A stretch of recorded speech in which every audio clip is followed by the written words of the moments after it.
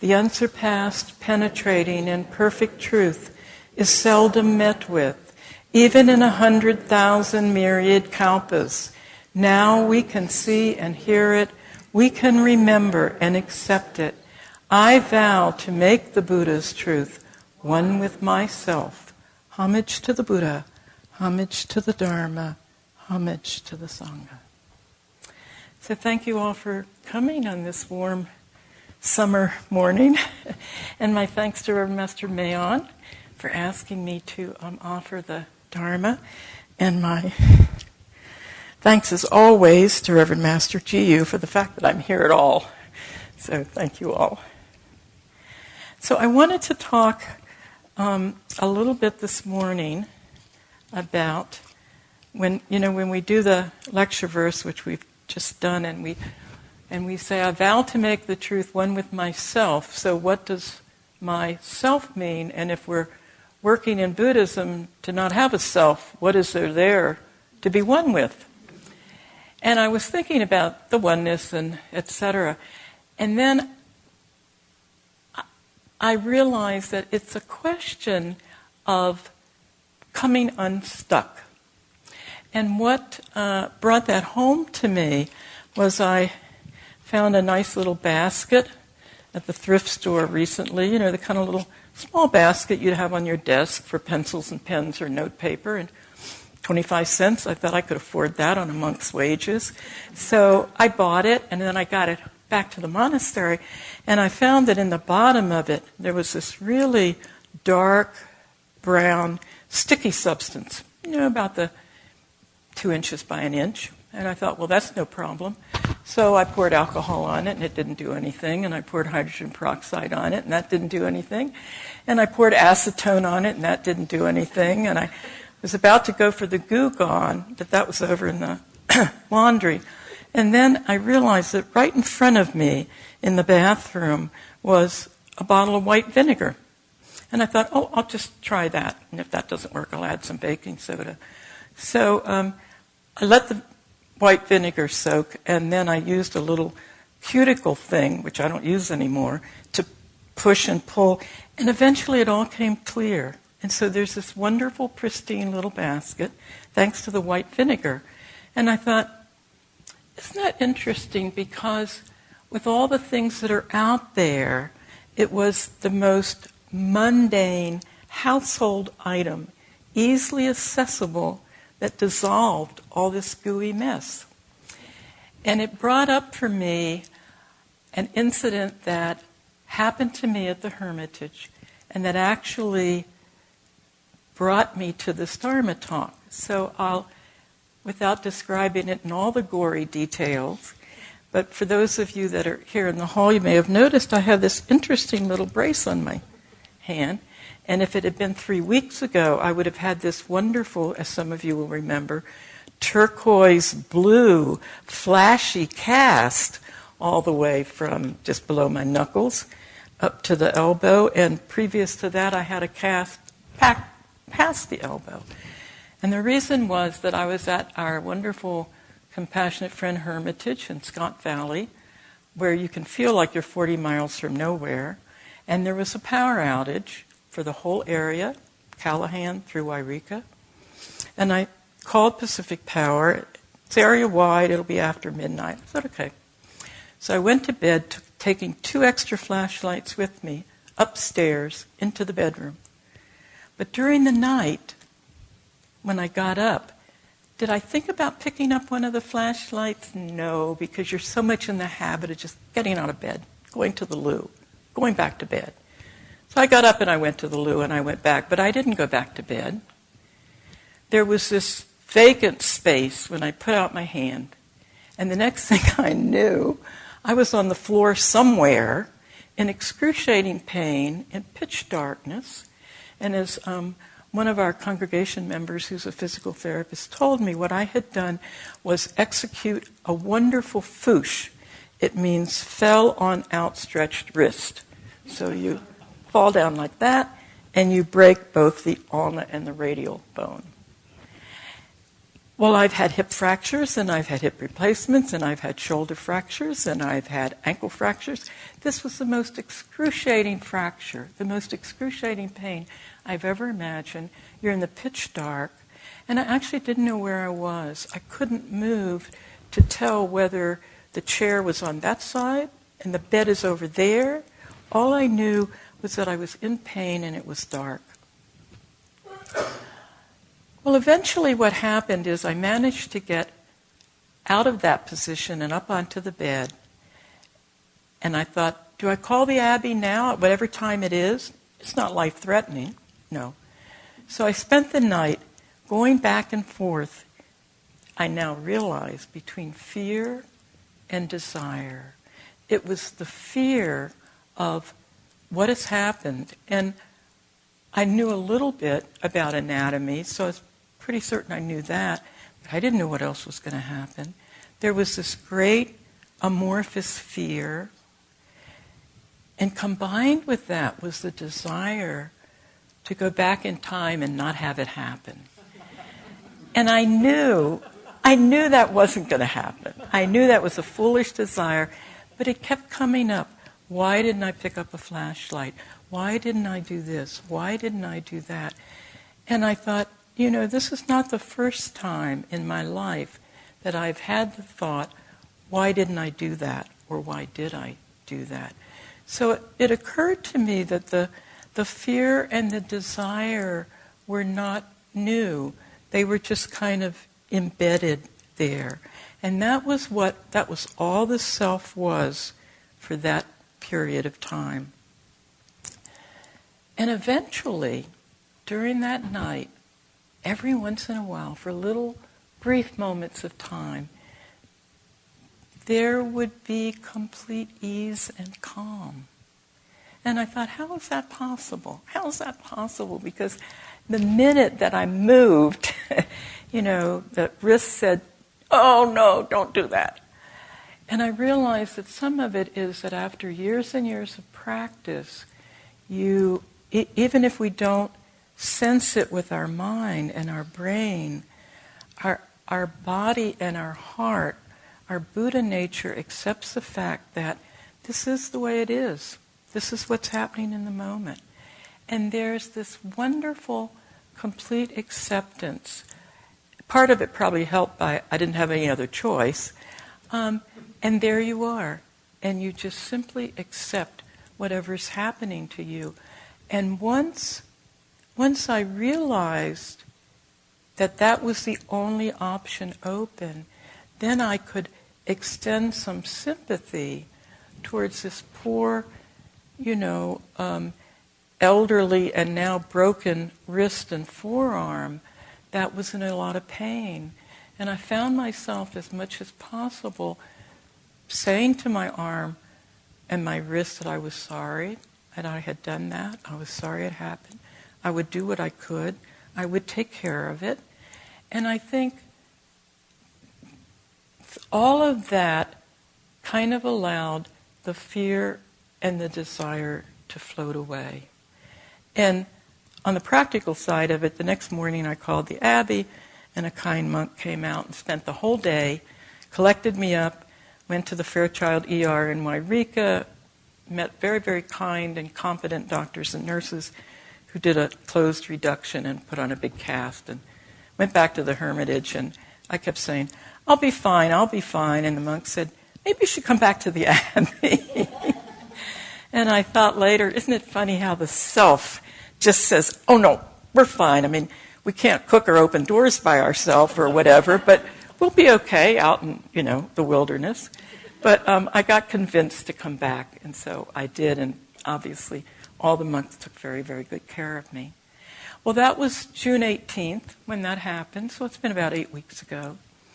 And I've had a lot of time because I can't do, that's the key word, do the usual things that I can do. And so I've had a lot of time to sit and reflect, do some reading that I hadn't done before, and just reflect on what really happened while I was out at the Hermitage and when that happened. And two things came to mind. One, Reverend Master G.U. seems to me, had often said, nothing happens by accident. And although we think, oh, that was an accident, Scholastica tripped and fell, and yet actually, was it? Because it could have been prevented, but whether it was or not, it was unexpected. So let's use the word unexpected. She would say nothing happens by accident. And the other thing that she would say is, look at everything that happens to you as a gift. Well, I can tell you that neither of those thoughts came to me that night. As I say, all that came to me was pain and fear and desire, but with some acceptance interwoven there.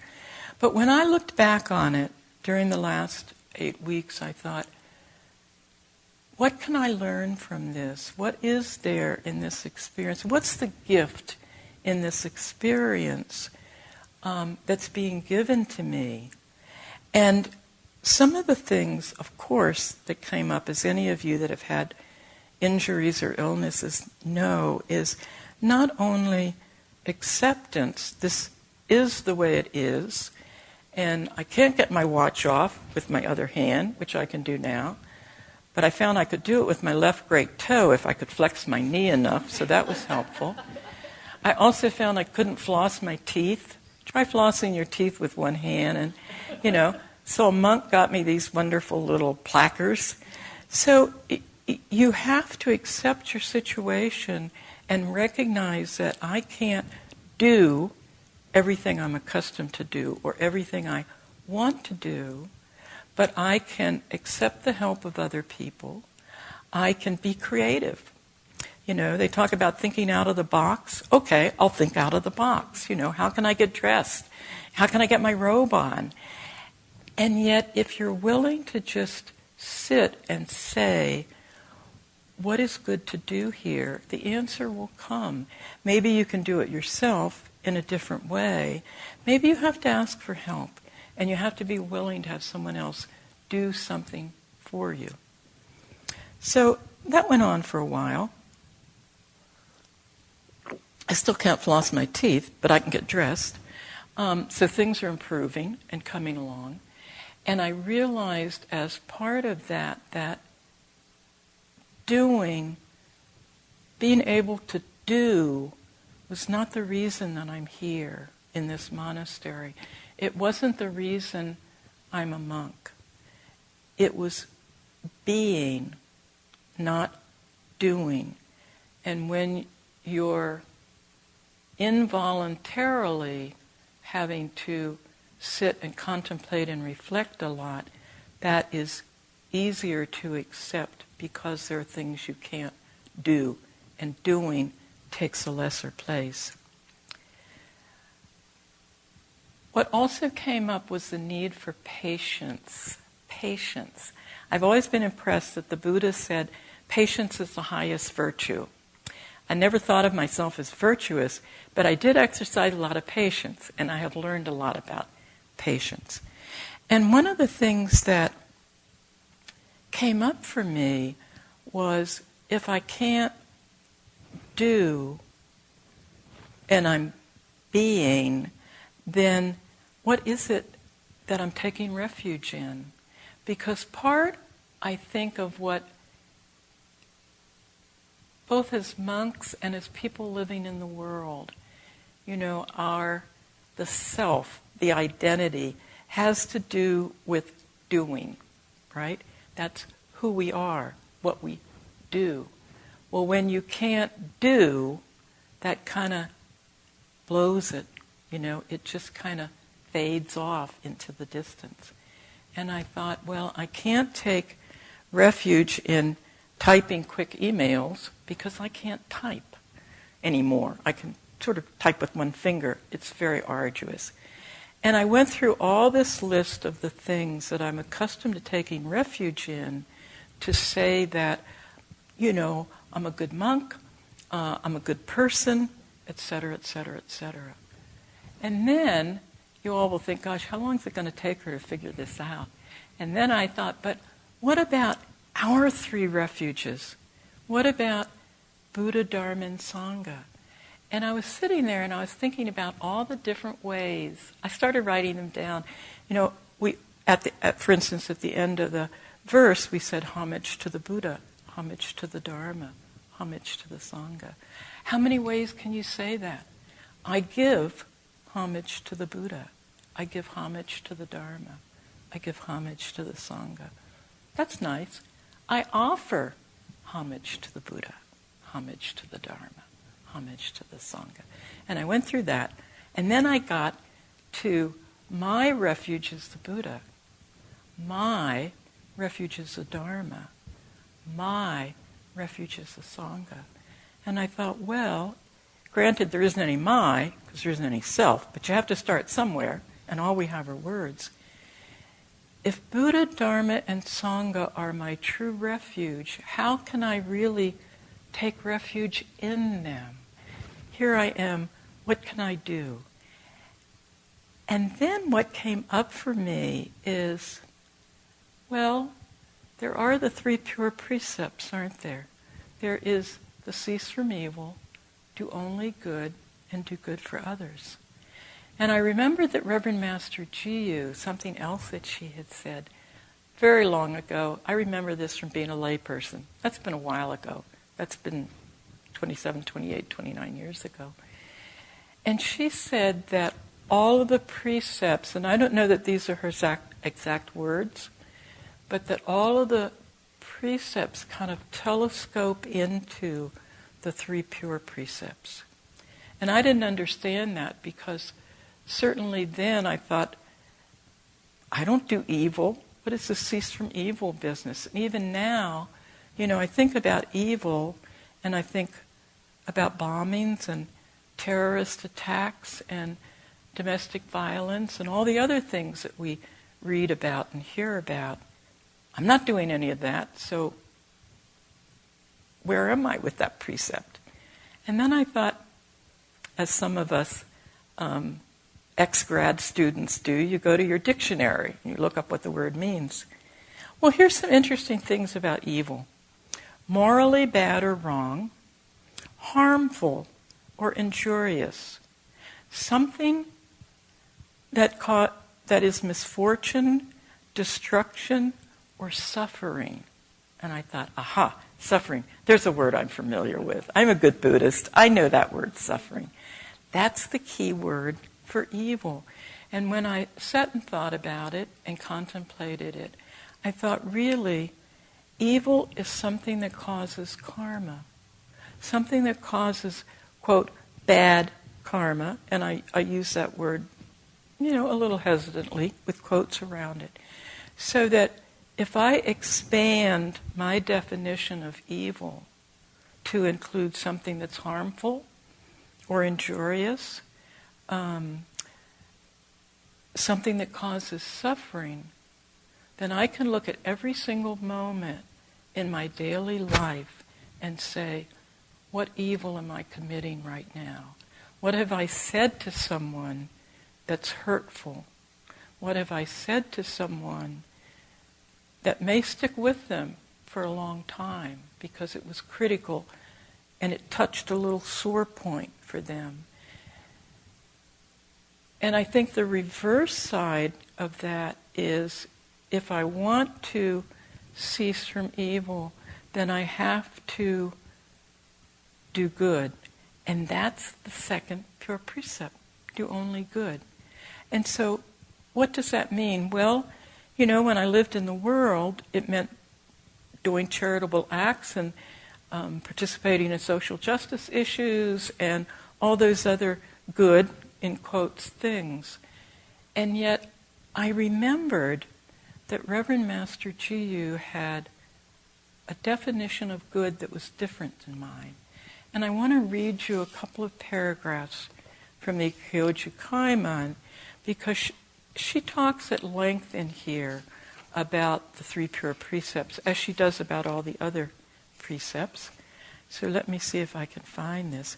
And I wanted to go back a second to to the Cease from Evil and read what she has to say. And this is under the 3 pure precepts. This is under Cease from Evil. Cease from evil is absolute.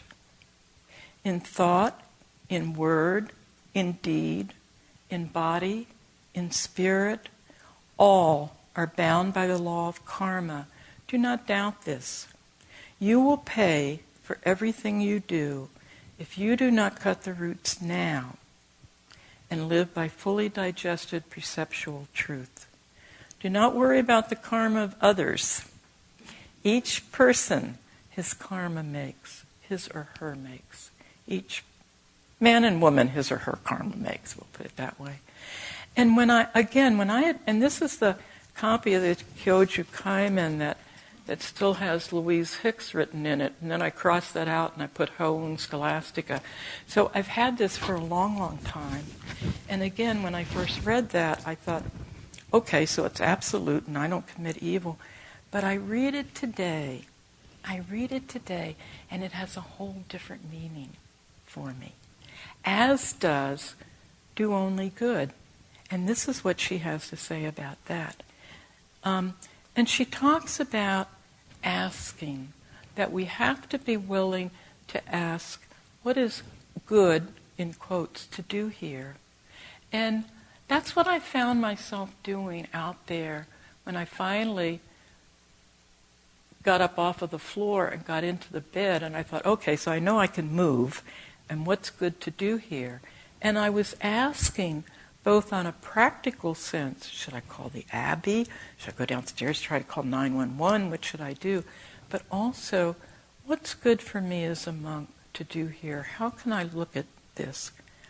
And this is what Reverend Master Jiyu's commentary is. And this is just a real small part of it. Please teach me that which it is good for me to do this day. Please show me that which it is good for me to teach this day. Please give me the certainty that I teach the truth and know indeed that when the still small voice within my mind and heart says yes, I must obey that teaching, and when it says no, I must not disobey that teaching. Well, the basis for all of that is asking, and also accepting the fact that whatever we do teaches others. We don't have to be teachers in either the monastic or the lay sense of the word. Whatever you do, if you go out in the world and you're grumpy and frowning, it's going to have a different effect on people than if you're smiling and you say thank you. That sounds pretty simplistic, doesn't it? It's really profound. Think about it. It's really, really profound. So we have to look at good in a religious sense, in a Buddhist sense. And I thought, okay, what does my trusty dictionary have to say? Is it going to help me? Well, it did, because it pointed me to Reverend Master Jiyu, and this is why. Because when I looked it up, it said better, best, beneficial, genuine, virtuous, benevolent, kind, and goodness. And I thought, gee, there's Dogen, there's Reverend Master Jiyu, right there in the dictionary under what's good. Because Dogen, of course, talks a lot about benevolence. And Reverend Master Jiyu, as many of you will remember, would often say, and it's in her books, do the best you can. It doesn't mean do it perfectly. It means do the best you can. And the foundation for doing the best we can is our meditation and our precepts. So when we think about ceasing from evil, the next we think about doing only good. And then, of course, comes the clincher, do good for others. Do good for others. And again, well, how do we do that? How do we do that? I think it's by putting the self aside. And that's where the solvent came in because I thought, how do you dissolve the self? Wouldn't that be nice? Could just pour white vinegar all over myself. And then I could walk away and there'd just be a blob of Buddha nature and there wouldn't be any self there. I like white vinegar. I think it has a lot of uses. It's not going to work that way. So the solvent that we need to dissolve the self so that we can truly do good for others, what do you think it is? It's the 3 pure precepts. And when you think about it, cease from evil is the Buddha. The Buddha within us is saying, cease from evil. Do only good is the Dharma.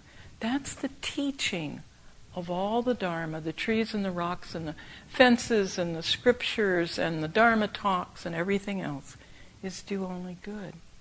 And then there's the Sangha, do good for others. So we don't separate the Buddha, Dharma, and Sangha from the 3 pure precepts, the 3 refuges, 3 pure precepts. All the precepts come together for us when we're still enough, whether we do it deliberately or circumstantially, and we have time to contemplate and reflect. There were, when I was thinking about that, there were a couple things that came to mind. And one is, and I got this quote out of an article in the New Yorker, which I never think of as a Buddhist scripture, and obviously it's not, but it does have a lot of good things in it. And this is the quote: extending sympathy to those who stand in our way. And I thought, isn't that interesting? Because I could interpret that as extending sympathy to those who think differently than I do, extending sympathy to those who have a different opinion about how something should be done. And it went further than that. Because I was sitting in my room so much of the time, I listened a little bit more to NPR, and at that time the political conventions were going on. And I did listen to a few speeches, and then I turned it off. And then I thought, one, this is not something I want to fill my mind with on either side of the political spectrum.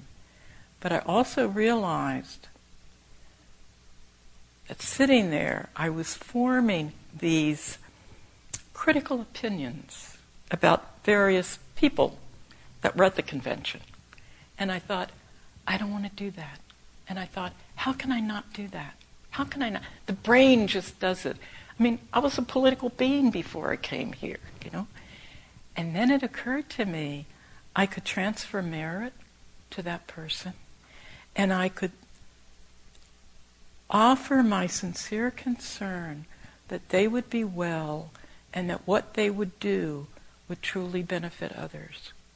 And although that seemed a little far-fetched on some occasions, it really helped.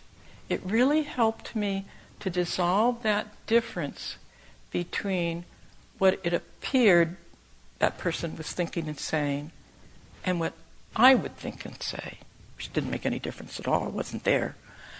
And so I really liked the idea of extending sympathy to those who stand in our way.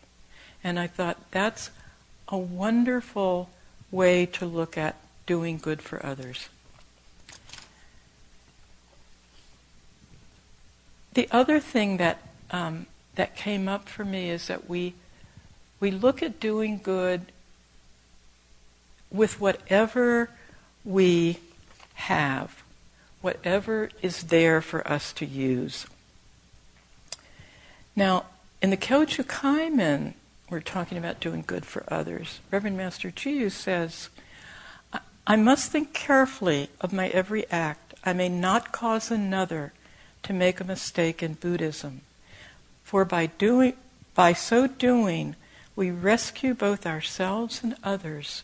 For in cutting the roots of karma for ourselves, we cut the roots of karma for others also. These 3 are called the 3 pure precepts, and without them, one cannot live the Buddhist life. So as Buddhists, I think we need to take this quite seriously. I thought to myself, okay, well, my wrist and arm are getting more mobility, and I'm going to be, quote, out in the monastery pretty soon with all of these, quote, distractions. What can I do to keep myself focused on the 3 refuges and the 3 treasures? And one of the things that I found was helpful is reciting our Bodhisattva Vows in the morning. As monks, we recite our Kesa verse in the morning, but you can recite anything at all that helps you. You can recite the 3 refuges. Get up out of bed in the morning. I take refuge in the Buddha. I take refuge in the Dharma. I take refuge in the Sangha. When you go to bed at night, how do we prepare ourselves for sleep? Well, there are different ways to do it. I used to do it with a glass of wine, but that's not working anymore. But I found that by saying, I take refuge in the Buddha. My refuge is the Buddha. My refuge is the Dharma. My refuge is the Sangha. And in the morning, thinking about what can I do today to really put the pure precepts into practice? How may I cease from evil? How may I do good? How may I do good for others? And in the evening, taking a few moments to just reflect a little bit, how did I do during that conversation? How did I do in writing that email? How did I do in that telephone call? I think that we look at whatever is going to help us dissolve the self, because that's what it's all about. And that our inspiration to do good for others comes often both from our Buddhist practice, from our meditation and precepts, from reading the Buddhist teachings, but it also comes, if you look at the world, you can either focus on the terror and hostility and destruction and despair, or you can focus on things that people are doing in order to make the world a better place. When I was out at the same hermitage, but 2 years before, and it was cold, and we had a wood stove, and so I was tearing up newspaper, and I came across this lovely article in the San Francisco Chronicle. I'm sorry I can't pass it around so you all can see the photographs, but I'm going to read a paragraph to you. This was August 2014.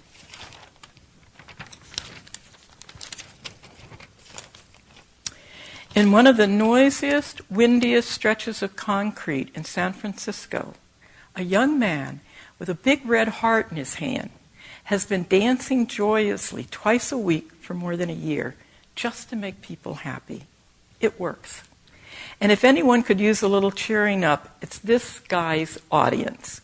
He dances for the miserable river of souls grinding their way along Highway 101 during the afternoon commute.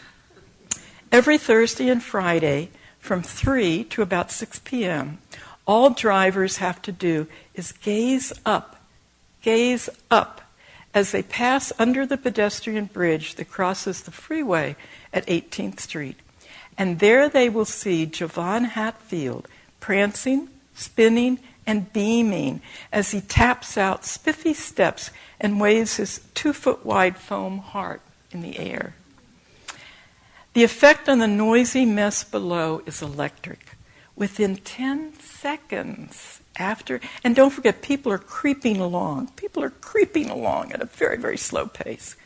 Within 10 seconds after he takes up his post, the honking starts, and then the waves, and then the peace signs, and happy shouts, dimly filtering up from the roar of the traffic.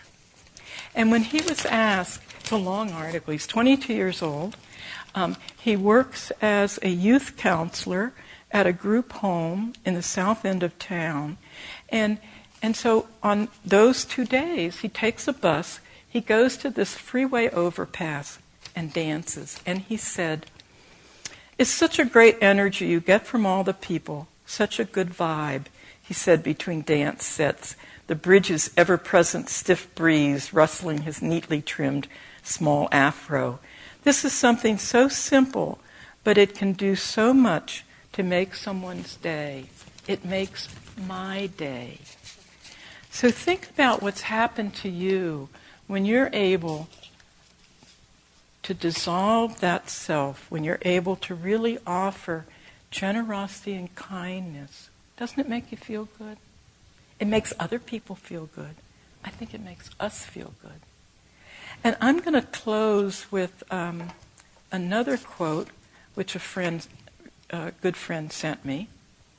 I thought it was wonderful Buddhist teaching until I looked at the author, who was a Jewish rabbi. But it says, "I get up, I walk, I fall down. Meanwhile, I keep dancing." So I think we have to look at our practice as this is our dance. This is what we offer to life, no matter what happens to us. And then no matter is when you can put the self aside and you really, truly become one with the universe. There are no more barriers between you and the next person. So I had this on my altar for a couple of months. Now I'm going to move it to my bulletin board. But I'm going to keep looking at it. I get up, I walk, I fall down. Meanwhile, I keep dancing. So maybe we all keep dancing. Thank you all for coming.